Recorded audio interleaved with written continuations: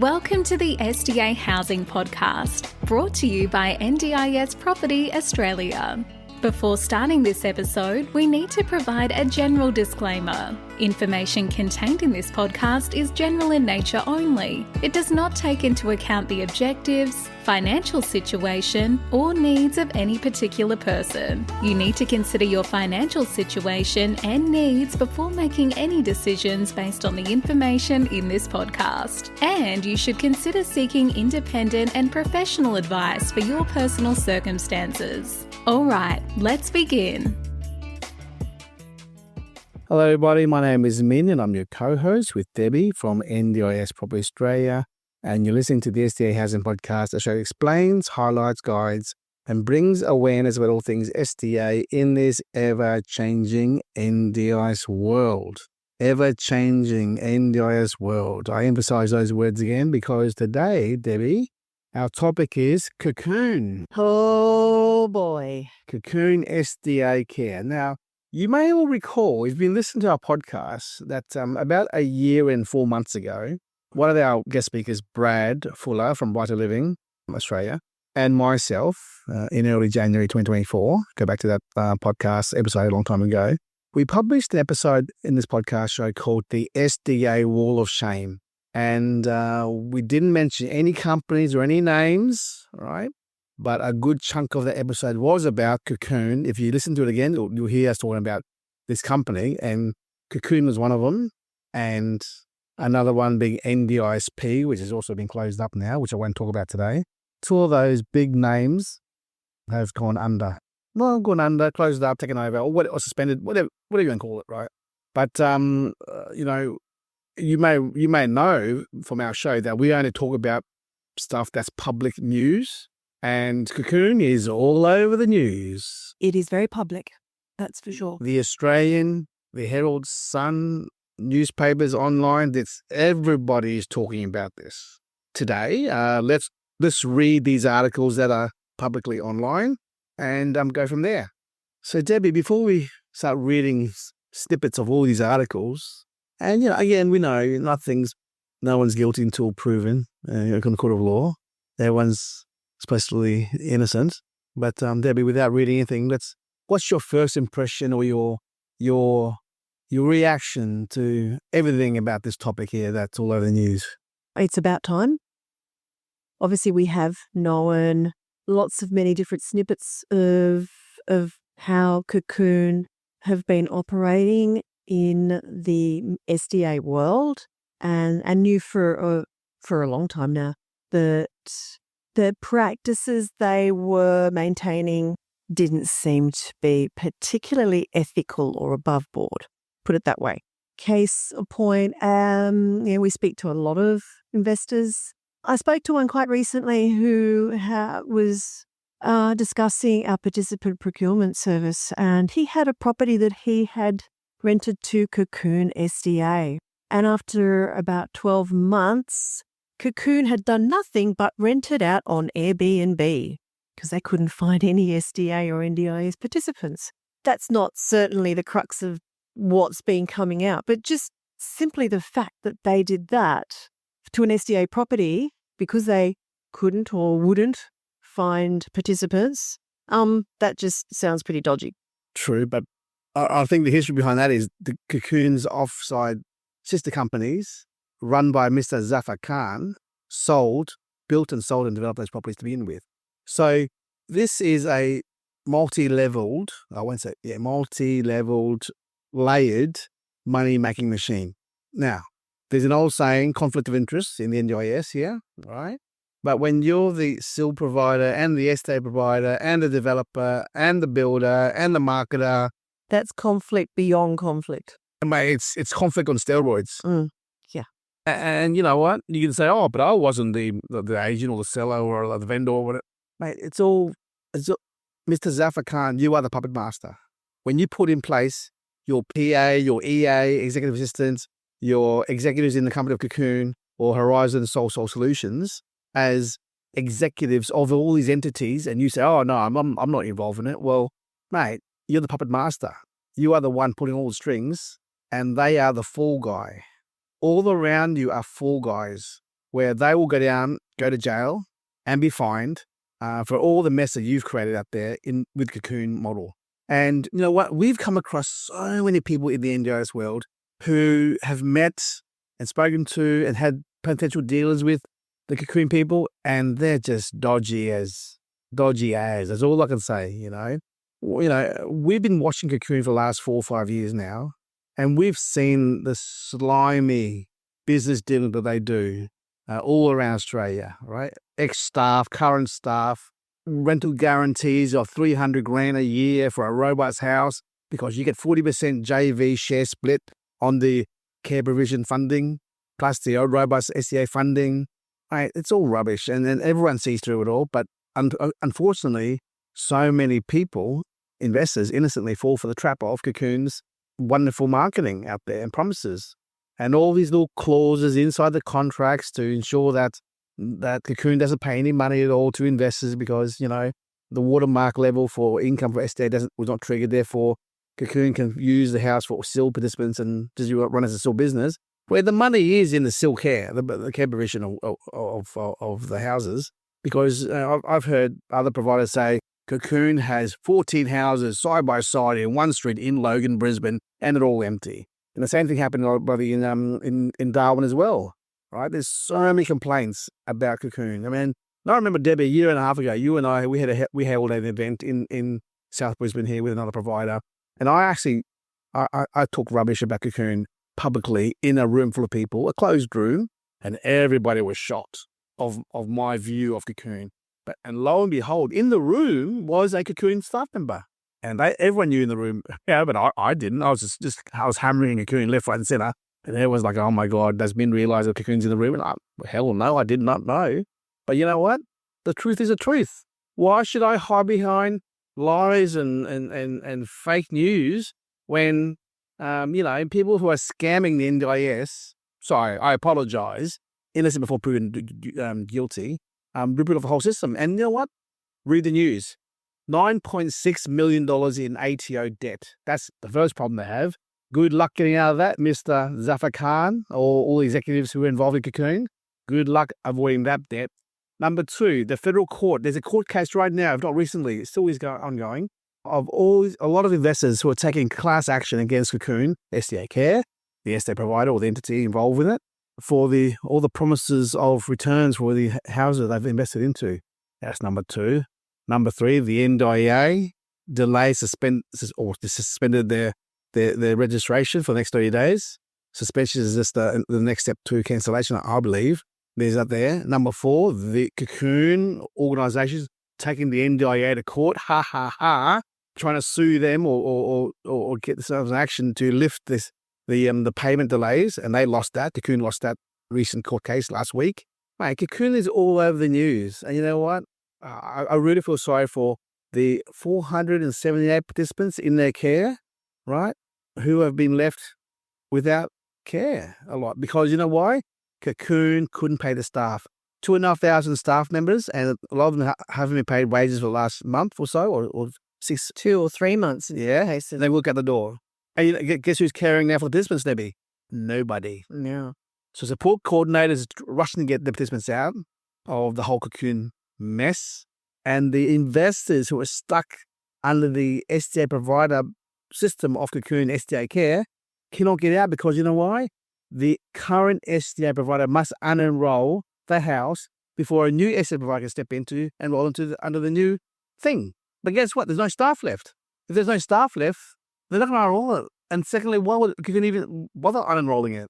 So the NDIA has to do some emergency power very quickly to try and step in and resolve this up, because now all of a sudden, Cocoon SDA Care or Horizon SolSolutions are trying to transfer it to their sister company, Crescent, managed by another executive of Cocoon, to try and save their business, right? Right. They're a punching bag right now, and they're a laughing stock of the NDIS world at the moment. And you know what? A lot of us in the NDIS world, SDA world, have been just wondering when this is going to waiting for it to drop. And it has. And unfortunately, because we, Debbie, in this property Australia, are in the property side of things, we see the mud, we see the conflict so clearly when you're making $1 on everything you can in the NDIS world. there's so much conflict of interest. In the newspapers, Debbie, of the Australian, there was a section about where 3 participants went out for their trip to a hydrotherapy pool, therapy somewhere. For like an hour. Yeah. They came back and the house was taken up. Locked up. Yeah, by... It was, I believe, actually quite a long time ago, a year or two ago. But it happened because the owners of the property were so frustrated by lack of any payment from Cocoon in the way of SDA payments, they had no choice but to actually close it down, lock the participants out so that they could try and find someone else to manage the property and actually start getting income, or force Cocoon to pay them. I want to read a paragraph here from the newspaper here. It says, Cocoon's website says there are 600 SDA homes across all states and territories.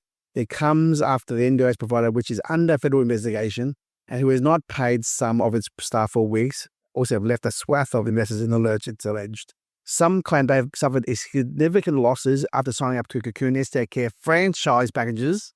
God, what another con job there. Wow. Franchise, that's a good way to make money. We all know how franchises never make money at all, Debbie.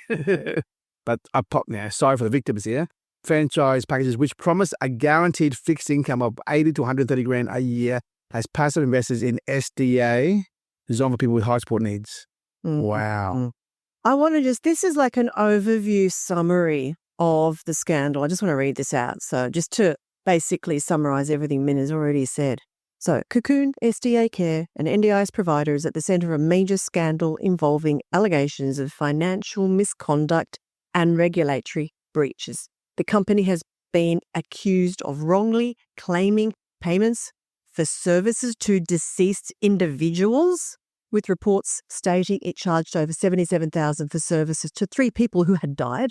The firm was suspended and later lost court bids to force the government to release up to $6.4 million in NDIS payments.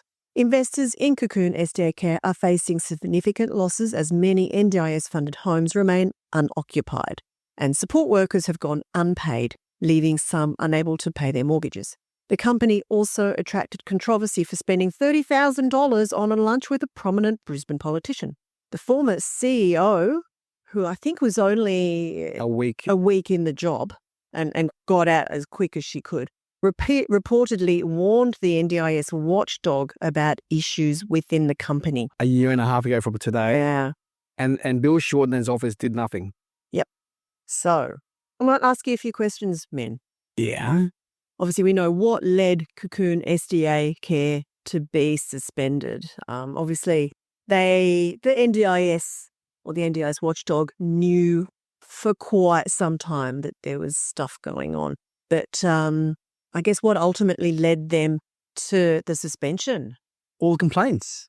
Internal complaints from staff, ex-staff, complaints from participants, complaints from support coordinators who are seeing the horror of care or lack of care to their participants, investors complaining to the NDIA about the spruiking of the franchise packages, so to speak, and also the guaranteed or promised JV returns, and they're getting nothing back from Cocoon. I'm reading here an article here on the Newswell. CEO of Ethical Property Investments, Gaurav Gupta, said there are whole streets of SDA in Melbourne with no one living in them. Hundreds of people have signed contracts, but there are not hundreds of tenants out there, he said. I have a good reputation in the industry, so I get 4 to 5 Cocoon investors a week coming to me asking me for help to sell, tenant or repurpose these properties. I have grown men coming to me crying, having lost their livelihoods. It's really sad to see that Cocoon has been left to operate for so long. And Debbie, let's talk about how big Cocoon is. 2,500 staff, 500-ish participants. They've pulled in the last 2 years $47 million and $53 million from the NDIA. That's $100 million the NDIS has paid Cocoon. Now that's just the SIL funding side of it, Debbie. We're not talking about the SDA funds at all. We're talking about the commissions they've made from the development of the property, construction, and the massive margins are selling property to other agents out there. Right? I've been seeing their stock flying around for other agents promising massive returns. We've seen it for years. Yeah. And we kept wondering how how could this be? Well, in theory, it's not Cocoon selling it. It's Zaffar Khan, the puppet master in the background, living on the Gold Coast, right? So then through all the channels, of course, Zaffar Khan come from property. You know what struck me in all the articles I read was the fact that staff members had been bribed, if you like, with bonuses for bringing in clients with very high support need requirements. The more support the client required, the higher the bonus. And apparently those bonuses were generally not paid anyway, which... Well, if Cocoon whipped off their own staff, surprise, surprise, There's just so many aspects to this. If you start reading through the different articles, there's just so much in so many areas that's gone on here that is hurting ultimately the participants, the staff trying to do the right thing and looking after these clients, and of course all the investors with all of these homes. And well, on the news here it says former taxi driver and ex-bankrupt Zaffar Khan, who is the corporate strategist for Cocoon SDA Care, the puppet master, who co-founded SDA Cocoon, he gives financial advice on TikTok on how to be successful in business. Whoa. Mate, if you're out there, buddy, ripping people off left, right, and center, of course you're going to talk about how successful you are. And obviously, Debbie, in the articles, all the articles talks about how he goes overseas, all these junkets, bringing all these sexy staff members, EAs and PAs, also who are executives on all his companies everywhere, spending hundreds of thousands of dollars on 5-star luxury trips and hotels as well. Like, dude, come on, mate. Yeah. It's so suspicious when you're out there spending money, right, that belong to innocent people and participants. The fraud fusion task force. I'm just actually, we don't know how the NDIS fraud task force works, but it's actually astounding given what has come out that it's taken them this long to do what they've done, given the level of fraud here and obvious abuse of the system. Alleged fraud, Debbie. It's alleged. Sorry. Everything's alleged, right? Right? Yeah. So, yeah, look, just, do your own, Googling on this. There's so much that's gone on. And it's led us to conversations in the industry that have brought up other organizations with all sorts of crazy amounts of fraud going on as well. I think that what's happening, we know and we've seen it and we've talked about other cases recently that there's been quite a bit of fraud going on. I think it's much, much worse than anyone can probably imagine. We had a confidential chat recently, a couple of days ago, with someone at an event, and she said to me that 2 big clients of hers, big NDIS businesses, were being defrauded internally from their own staff using ghost participants and ghost staff members, and they were too ashamed to come out publicly. If people knew that big, large organizations were being ripped off from as inside jobs, mate, that's just bad. Yeah. And you're too ashamed to even talk about it publicly because it was happening under your own nose. Yeah. But that's a different topic here. I mean, back to Cocoon SDA Care. The main players there are Mohammed Latif, Zaffar Khan, Pranay Kumar. I'm just reading the news here, guys. And they also, Debbie, it's against the law. It's illegal to actually have data of your participants offshore. And Cocoon had this participant information in Pakistan and India. Dude, what are you doing? Why are you sending information offshore for? That's illegal. Yeah. Oh, come on. What about, we also heard in the last week or two an SDA provider who'd been, you'll correct me on this, Min, approached by the NDIA to take over some SDA properties that had been managed by Cocoon as proceeds of crime or something? Yeah, so a support coordinator contacted one of our good friends, an SDA provider, and they asked whether they wanted to help out with tenanting these empty houses that have been repossessed. Repossessed? What do you mean? Well, these are assets owned by Cocoon, some of these houses in Melbourne, and the NDIA have repossessed 7 or 8 of these houses as proceeds of crime. Now let that sink in for a second there. Proceeds of crime, meaning the government has repossessed assets owned by supposedly Cocoon because they've done illegal shit. Now, Debbie, you and I talked about an article about a month ago about this $10 million fraud thing. Or It's more cookies now, really. yeah, that's more cookies. But because they ripped off the federal government, that's a Commonwealth crime. It's another level, right? And if you're ripping off the NDIS with claiming funds on dead people, that's stealing from the NDIS, and that's a federal crime. You're stealing from the government. Yeah. Now, Zaffar Khan, who's the corporate strategist, may say, "Oh, I'm not a director of Cocoon." Oh, yeah. Okay, but you're still the puppet master. Someone said to me a year ago, we wondered why there was a young girl as a director of Cocoon. Well, when you put in innocent people, staff members as directors of companies, and they have no idea that there's massive fraudulent, massive tax liabilities, they're going down. I mean, I'm not a lawyer here, but shit, you're doing federal crime, you're going federal penitentiary, yeah?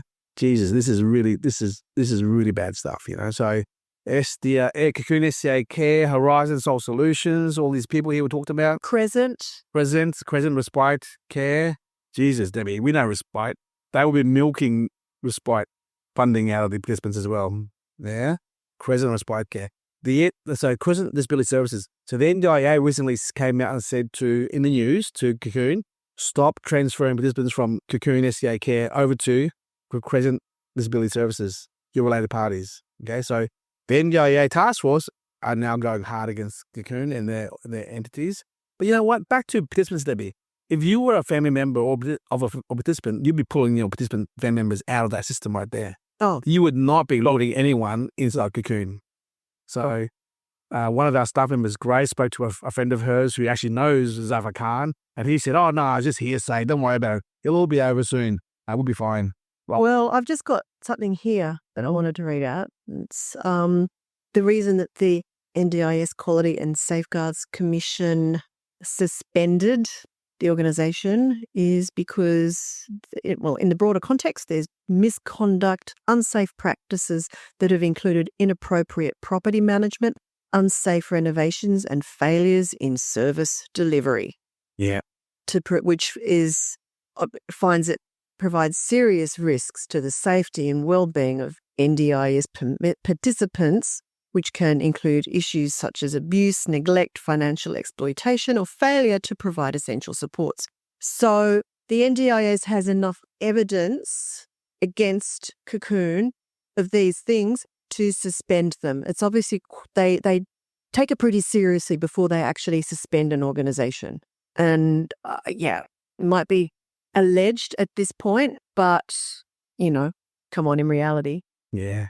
The Australian newspaper on the 14th of May, NDIS firm Cocoon SDA Care, untrained staff operated ventilators. Yeah. Dude, that's illegal. A disability provider earning $50 million a year from NDIS was sending out unchecked, untrained staff, a whistleblower alleged more than a year before the firm became the subject of a major investigation. Even here it says, Mr. Kumar, the sole director of the Crescent organisation, was reached out for comment. He said, he lost his job. He lost his job, Debbie. Oh, surprise, surprise. Guess who pulled the pin on his job, eh? Zaffar Khan, hello.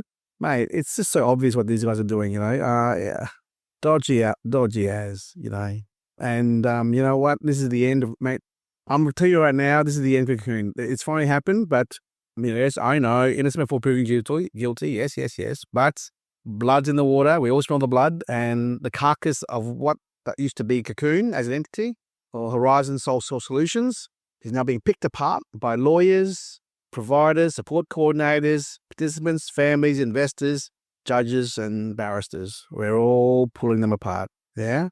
And good on the task force. Well, a bit late, but good on them for even... Better late than never. Yeah, better late than never. For pulling the carcass that is Cocoon to the public view, so that we can all see the death spiral of this organisation, which has been poorly run. And if anyone argues otherwise, well, you know what? If they were successfully managed properly, then they wouldn't be in the news as they are. Where there's smoke, there's fire, my friend. There's certainly big problems here. Tell me, what other comments do you have on this Cocoon topic before we wrap it up here? Look, there's just so much to to cover here. And really, we're just highlighting the fact that this has come to light now, an issue that we've been aware of for a long time. We've spoken to many Cocoon investors who have been very unhappy. It's much worse than we imagined, looking at all the different things that have come to light. Again, it just highlights the, buyer beware. And if you're being offered, and this is obviously just a small part of what has come to light, those head lease agreements that Cocoon were offering investors, and we had investors come to us, I've been offered this. And we would say to them, do you really think that's realistic? Does that not sound a little bit too good to be true?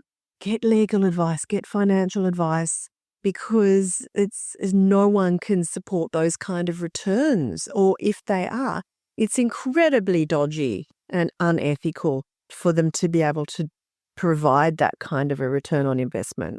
Yeah, and I think that covers it, Min, from what I want to say. Yeah, there are a lot of empty cocoon houses out there, a lot. Very much so. Yeah. And, it's tragic for all those investors, but at least now they may have the opportunity to, once those properties do get unenrolled, have another SDA provider take over and start to maybe see a return on investment. And of course, yes, there are a lot of other properties out there for the participants that were living in these homes. Hopefully they can stay in the homes they've been living in, but it's going to shake up the SDA market for some time in terms of participants in those homes, the investors owning them, until things settle down and those tenants have found alternate accommodation and care. The summary of the story of here is: do not do business, do not listen to anyone who's both an SDA provider and a property sales service and a still provider. Cocoon was that, all three. Now, there is a large group in Perth, I won't mention any names, who's an SDA provider and also selling SDA stock, right? I won't mention any names, so I'm throwing it out there, right?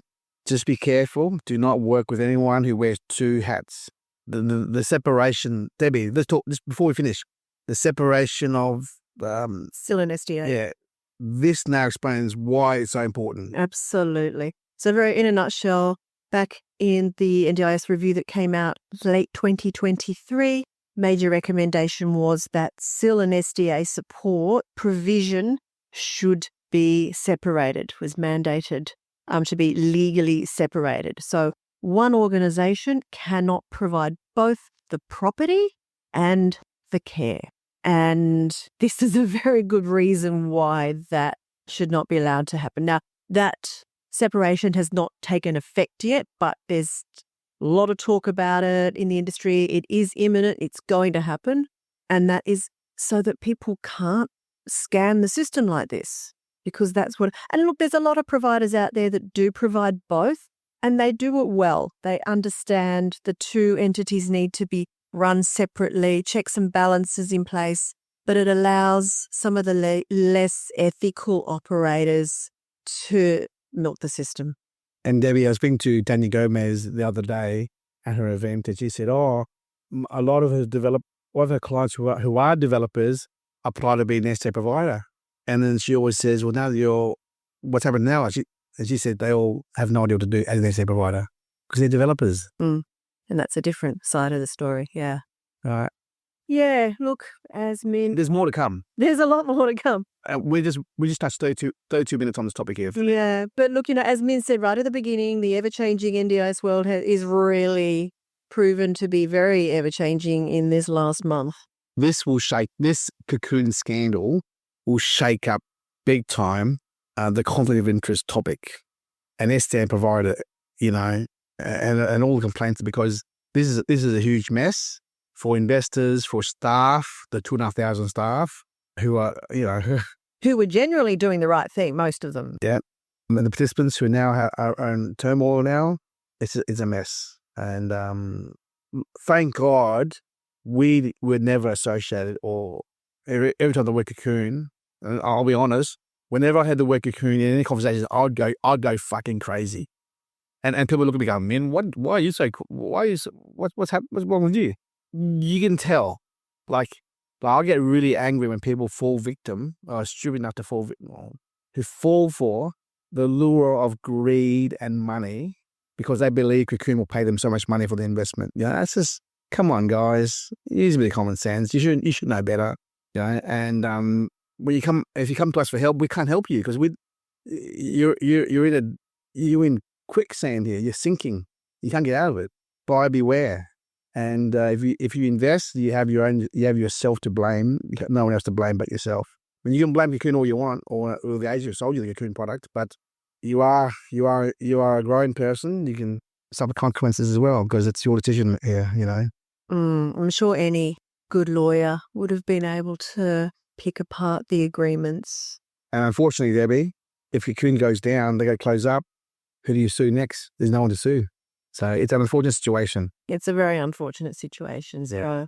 But yeah, I think that wraps up today, Min. So Cool. Yeah. Goodbye until next time. Bye-bye. We hope you enjoyed this episode. Please make sure you are subscribed and following us so you can keep in the loop with all of our upcoming episodes. We would really appreciate it if you could leave us a 5-star rating, a written review, and to share this podcast with those that could benefit. Until next time, catch you on the next episode.